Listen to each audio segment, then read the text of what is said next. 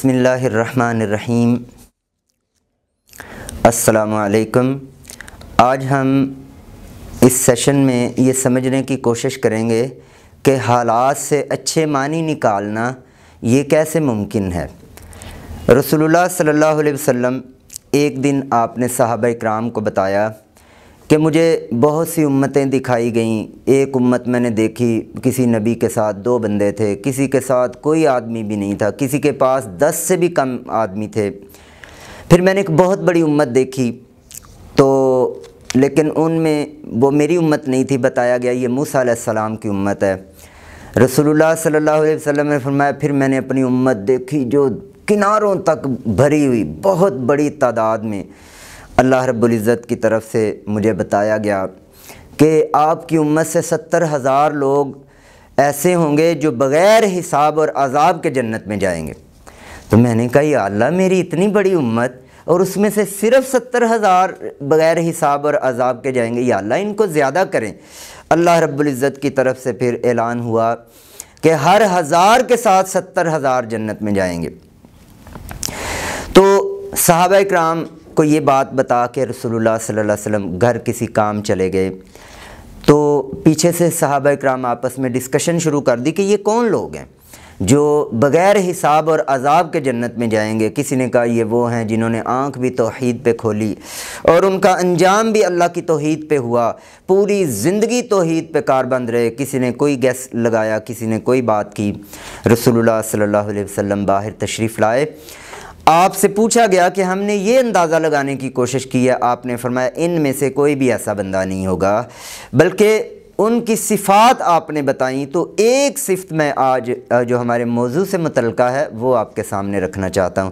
آپ نے فرمایا یہ وہ لوگ ہیں جو بدفعلی بدشگونی نہیں لیتے تھے، کوئی زندگی میں واقعہ پیش آیا اس سے برا مطلب لے لیا، اس سے یہ سمجھ لیا کہ اب نقصان ہی ہوگا۔ جیسے ہمارے ہاں صبح صبح کوئی ادھار لینے آ جائے تو ہم سمجھتے ہیں لو جی اب باقی دن جو ہے نا ہمارا بڑا آج برا گزرے گا۔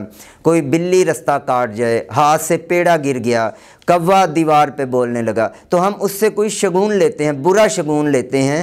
تو برے شگون لینا رسول اللہ صلی اللہ علیہ وسلم نے فرمایا جو اس سے بچتے رہے وہ بغیر حساب اور عذاب کے میری امت کے لوگ جنت میں جائیں گے۔ تو ایک دفعہ حجاج بن یوسف اور ولید بن عبد الملک ان دونوں نے حرم میں اپنے اپنے نام کا دروازہ لگایا۔ آج کل بھی بادشاہوں کے نام پہ دروازے لگے ہوئے ہیں، جیسے باب فہد ہے، باب عبدالعزیز ہے۔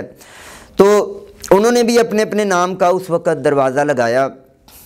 کچھ دنوں کے بعد بجلی گری اور ولید بن عبد الملک کے دروازہ جل گیا، بجلی نے اس کو جلا کے راکھ کر دیا۔ جب یہ خبر ولید بن عبد الملک کو پہنچی بڑا وہ رنجیدہ ہوا، لوگوں نے بھی عجیب عجیب باتیں شروع کر دیں۔ حجاج بن یوسف کو پتہ چلا، اس نے خط لکھا، اس نے کہا کہ دیکھو تمہیں وہ بات یاد نہیں ہے جب آدم علیہ السلام کے بیٹوں نے قربانی کی تو کس کی قربانی قبول ہوئی تھی؟ جس کی قربانی کو آسمان سے آگ آئی اور اس نے جلا کے بھسم کر دیا۔ تو تجھے مبارک ہو، تیرا دروازہ اللہ نے قبول کیا ہے اور تو اس بات پہ خوش ہو جا، پریشانی تو مجھے ہے، میرا دروازہ پتہ نہیں قبول ہوا ہے کہ نہیں۔ یہ خط پڑھ کے حجاج بن یوسف کا ولید بن عبد الملک خوش ہو گیا۔ یعنی حالات سے اچھے معنی نکالنا۔ رسول اللہ صلی اللہ علیہ وسلم نے فرمایا مجھے فعال پسند ہے۔ پوچھا گیا فعال کیا چیز ہے؟ فرمایا نیک شگون لینا، حالات و واقعات سے اچھی بات نکالنا۔ جیسے اگر ہماری آرمی فوج وہ بارڈر پہ لڑنے جا رہی ہے تو راستے میں فتح محمد نامی ایک بندہ مل گیا، فتح نامی بندہ مل گیا تو سب کہ ہمیں فتح بندہ ملا ہے، اللہ تعالی ہمیں جو ہے نا وہ فتح عطا فرمائے گا، یہ واقعہ ظاہر کرتا ہے۔ ایسے ہی ایک سپہ سالار تھا، وہ اس کا طریقہ یہ تھا کہ وہ اپنے لشکر کو جمعے کے دن جمعہ کی نماز کے بعد روانہ کیا کرتا۔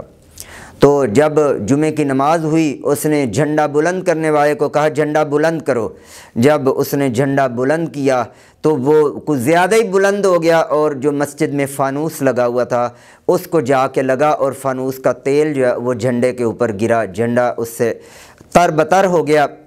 اب لوگوں کا جو منہ لٹک گیا اور وہ پریشان ہو گئے کہ یہ واقعہ ظاہر کر رہا ہے کہ ہمیں لشکر کو روانہ نہیں کرنا چاہیے۔ بادشاہ بھی وہ جو وہاں کا سپہ سالار تھا اس کو بھی یہ فکر لاحق ہوا، تو وہاں پہ ایک بندہ ایسا بیٹھا ہوا تھا، وہ اٹھ کھڑا ہوا، اس نے کہا سنو، اللہ رب العزت نے جس چیز کی قسم اپنے قرآن میں کھائی ہے، والتین والزیتون، زیتون کی قسم اٹھائی، تو فانوس سے جو زیتون ٹپکا ہے ہمارا جھنڈا تر بتر ہو گیا ہے، ہمارا جھنڈا اتنا بلند ہوا کہ فانوس سے زیتون کا تیل، بابرکت تیل، اللہ نے اس کو بابرکت کہا ہے، اس سے ہمارا جھنڈا اور برکت والا ہو گیا۔ لشکر کو روانہ ہونا چاہیے، جب لشکر روانہ ہوا تو وہ پہلے سے زیادہ مال غنیمت لے کے آیا، پہلے سے جلدی فتح یاب ہو کے آیا، اور پہلے سے زیادہ علاقہ فتح یاب ہوا۔ تو یعنی ہمیں حالات سے اچھے معنی نکالنا، ہمیں بھی زندگی کے حالات میں جو بھی ایسے واقعات پیش آئیں تو ہم اس کا اچھا مطلب نکالیں کہ اس کے ذریعے اللہ میرے درجات بلند کرے گا، اس کے ذریعے اللہ میرے گناہوں کو مٹائے گا، اس کے ذریعے اللہ تعالیٰ بڑی مصیبتوں سے مجھے بچا لے گا۔ تو اچھے معنی دیں، انشاءاللہ ہماری زندگی میں سکون آئے گا، ہماری زندگی میں آرام آئے گا۔